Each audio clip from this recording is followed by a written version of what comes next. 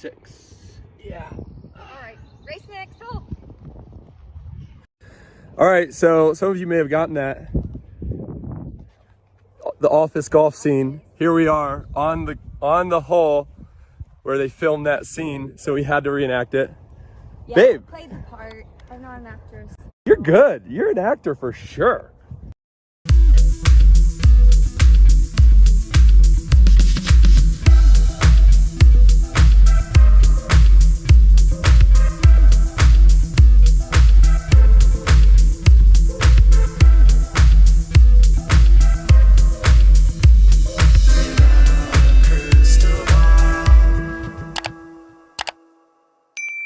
Hey everyone, it's Katie from Without a Crystal Ball. Welcome back to my channel. It's Wednesday, May 4th. I hope you're having a wonderful day.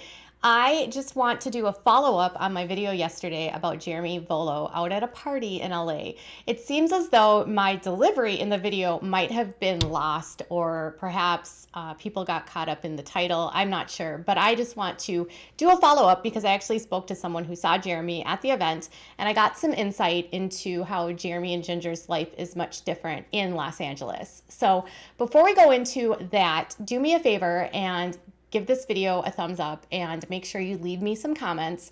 I love to read them, and it's been amazing to interact with all of you in all of my videos. And always make sure to subscribe to the channel. There's 50% of you that are watching daily and who aren't subscribed. So double check to make sure you are subscribed and then turn those notifications on so you never miss a video. It's been amazing to see the channel grow, and I'm absolutely loving to see all the new faces and comments. So yesterday I did a video about how Jeremy Volo attended a party in Los Angeles. He was seen at a launch party for a new studio for Shoe Surgeon, which is a brand that's owned by this guy named Dominic. And the party was like the opening of his studio. He makes custom made shoes. He does a lot of different things to the different shoes. They range in price from $3,000 to $5,000 all the way up to way more. And at the event, there was an open bar, there was rappers performing, DJs performing, there was basketball to play, there was a place where you could actually make shoes. There was a lot of just normal Hollywood interaction stuff. So in the comments, I'd asked, is Jeremy leading a double life? Is this typical? Is this normal? Because publicly, Jeremy had said that he wasn't into this kind of lifestyle and that he had given up partying. So by no means am I suggesting that Jeremy Volo is a bad guy or that he's done terrible things. It's more just kind of surprising to see him out at events like this. So I spoke to a source who said they actually were at the event and saw Jeremy there. And Jeremy had basically just snuck in, like sort of like just went into the event, and he had a bunch of friends with him, and they were like, according to the source, at the bar, this source never saw him order a drink, but they had specific drinks that you could order. There was like custom drinks, and it was a whiskey brand that was sponsoring the event. And so a lot of the people were just walking around with these drinks, and my source never saw him order a drink. They never saw him, they just saw him walking around with a cup that looked like it had the same drink in that a lot of his friends were drinking, which was one of the custom drinks. Now, someone in my comments yesterday pointed out that a lot of the drinks can be made virgin, which is absolutely true. So nobody is shading Jeremy for going to an event and enjoying himself at all. It's actually, in my opinion, nice to see them doing something more their age and more in line with kind of what I feel like they want to be doing. Jeremy's in seminary and he's a pastor, but there's something about Jeremy where I just have never envisioned him being a pastor. I don't know why I say that, but he definitely has like this charisma and this drive that seems like he likes the spotlight. And so in that breath, I was like, it doesn't surprise me he would be out there at sort of commingling with influencers and YouTubers and other people that are in the spotlight, because I think that's what Jeremy wants. So that's just my opinion. And there's, again, nothing wrong with that. So Jeremy's in seminary, and that was another thing that was brought up, is that his seminary does have some pretty strict rules about their code of conduct.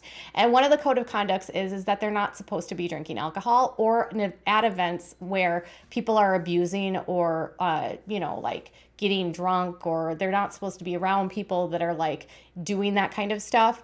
So And the code of conduct has rules about music and has rules about like how they dress and what's appropriate. And, you know, while they're a member of the seminary and on contract with the seminary, they're supposed to act a certain way at all times. It's archaic, it's ridiculous, it's stupid. I have nothing against anyone drinking, but if he did drink, could have been technically out of compliance with his seminary, though he is graduating soon, so maybe he just doesn't even care. And as always, there's a lot going on with John MacArthur, so maybe, I don't know, part of me is like, could he just like give up? Maybe he's waking up and realized that John's a douchebag. One would always hope. I had an opportunity to speak to the source who actually has seen Jeremy and Jinger out a lot in Los Angeles, and based on what they've told me is that Jeremy and Ginger's life has changed quite a bit since moving to Los Angeles. They are definitely more into being seen, and they go to restaurants that are pretty common hotspots for celebrities if you want to be seen. So they've gone to this restaurant called Craig's, and then there's this barbecue place that they go to. Both are noted for places that celebs will go if they want to be seen, or if they want to be seen out and about, or if they want to, you know, be in the know kind of thing. So, and then if you've also noticed that when they do go out, there's paparazzi around, and the source I talked to said that they don't think that that's accidental. I don't know if that means that they're like calling the paparazzi, or if they just know where the paparazzi is so that they know where to be seen kind of thing. Either way, the source said that they've really embraced the lifestyle of LA, the going out, the being a celebrity life kind of thing, which is fine, totally fine, and way different than the way that the Duggars live in Arkansas. So to just give you like a sort of way back in time, Jim Bob did not want Jinger to go to Los Angeles. He didn't want her to move there. He wanted her to stay in Arkansas, or they were in Laredo and he moved to Los Angeles. And apparently, like a couple years ago, their move to Los Angeles caused a humongous rift between Jinger and her dad, because Jim Bob hates Los Angeles. Like, he believes it's like the devil's city. It's like satanic, that it's filled with like all kinds of, you know, horrible influences. It has promiscuity and alcohol and drugs, and it sort of exacerbates that excessive lifestyle that a lot of people just that are very Christian don't agree with. And then there's the whole line of like the immodest life, and then there's the progressiveness with a lot of the openness towards, you know, alternative lifestyles and the openness to the LGBTQ plus. So Jim Bob didn't want her to move there because he felt like LA would be a bad influence. And in many ways, it hasn't, I don't think, been a bad influence for Jinger. I think it's opened up her life and shown her more about how to just be a more normal human being. You know, when you've lived your whole life in a bubble like Jinger did, and you didn't go to regular school, you were homeschooled by your mom, and the curriculum that was used to homeschool you was written by Bill Gothard, and you barely have an education. You have a GED, maybe. Not all the kids in the Duggars family have a GED.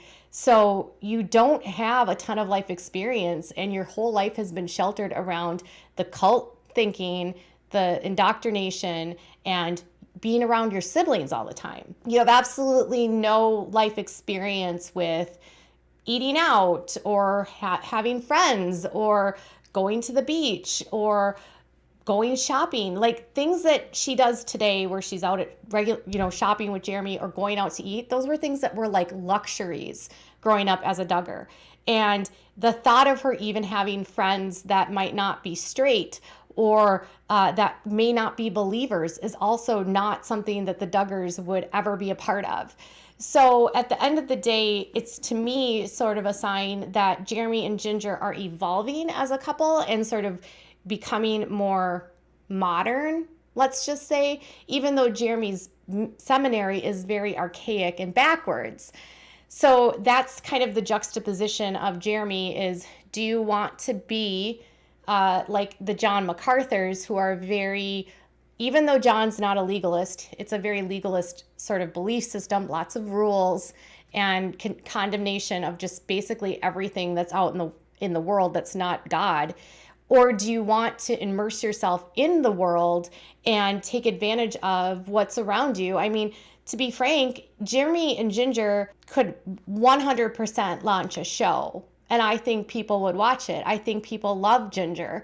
They've always loved Jinger. I don't see how Jinger would not be a captivating draw for anyone. She's sweet, she's well spoken, she's funny. You know, Jinger might have some beliefs, and they both might have beliefs that I don't agree with, but as far as a couple, they're relatively engaging. So maybe that's what they're hoping to do. I don't know. Even though he's going to seminary and he's like so invested and enmeshed in this church, part of me does wonder if at some point Jeremy will abandon that plan and do something else because he wants to be more mainstream. Or is he going to be more like a prosperity pastor and like kind of like Joel Osteen or whatever those pastors are that, you know, are, or Hillsong or whatever, of those individuals that interact within the community and they get people from these clubs, because, you know, you don't find the sinners at the coffee shop, you find them at whatever, the tattoo parlors and at the parties getting wasted. A lot of you pointed out that Jesus hung out with a lot of unsavory people because you're saving people from their sins. So I totally understand that with you there. Wrapping this up, Jinger and Jeremy have changed quite a bit, and they really are focused on their life in Los Angeles, and they're really distancing themselves from the way that Jinger grew up and continuing to break rules and break boundaries and break the sort of the chains of the IBLP that have been around Jinger for her whole life. So when I say that Jim Bob's head might be exploding, it's because Jim Bob never wanted them to go there, and they're not getting involved in horrible things by any means, but their lives are becoming more normal, and that's a good thing. I think if you have beliefs that you don't like people and you're afraid of them, and then you get to know people that you might be afraid of and don't like, you realize that people are just people, no matter what we are or who we believe or who we love. We all are the same, we all have blood, and we all just want happiness, at least most of us. So that's my wrap up on Jeremy and Jinger. They are embracing LA and are LA famous or something like that. Tell me what your thoughts are in the comments below. Bye guys.